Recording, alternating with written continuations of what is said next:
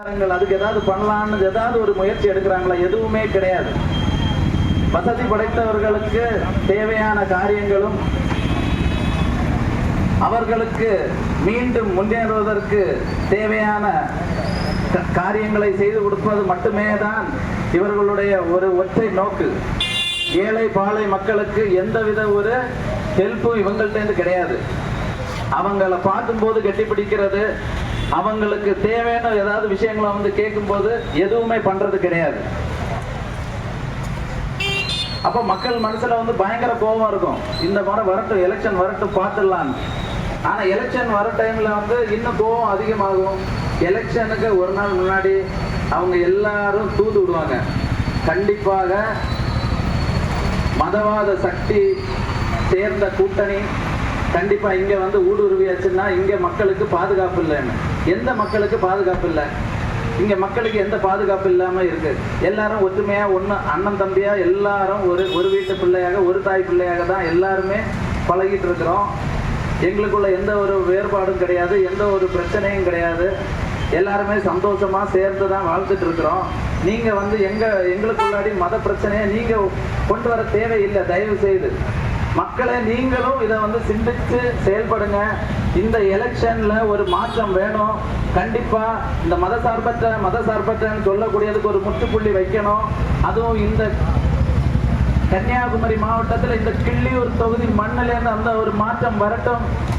காரணம், இந்த தேசிய ஜனநாயக கூட்டணி கட்சியினுடைய வேட்பாளராக, அதாவது கூட்டணி கட்சி தமிழ் மாநில காங்கிரஸ் வேட்பாளராக களமிறங்கி இருக்கும் எனக்கு என்னுடைய கூட்டணி தோழர்கள், கூட்டணி கட்சி தோழர்கள் அவங்க எல்லாரும் சேர்ந்து உழைக்கிறாங்க என்னுடைய வெற்றிக்காக.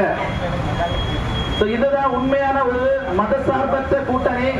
இந்த கூட்டணி வெற்றி பெறணும். மத்தியில் உள்ள மோடி சர்க்காரும் மாநிலத்தில் தமிழ்நாட்டை நாளே ஆளப்போகும் எடப்பாடியார் தலைமையிலான ஒரு ஆட்சி, இந்த இரண்டு ஆட்சியும் சேர்ந்து மக்களுக்கு தேவையான அனைத்தையும் செய்து தருவார்கள். அதை நீங்கள் உணர வேண்டும். ஏன்னா இன்னும் 4 வருஷம் சென்ட்ரல்ல வந்து மோடிஜி ஆட்சி தான் நடக்க போகுது. இங்க வந்து கண்டிப்பாக ஒரு ஆட்சி மாற்றம் தேவை. அப்படி இல்லைன்னா கண்டிப்பாக தமிழ்நாட்டை யாராலையும் காப்பாற்ற முடியாது. ஆட்சி மாற்றம் தேவை தேவை தேவை. அதை மக்கள் அனைவரும் உணர வேண்டும்.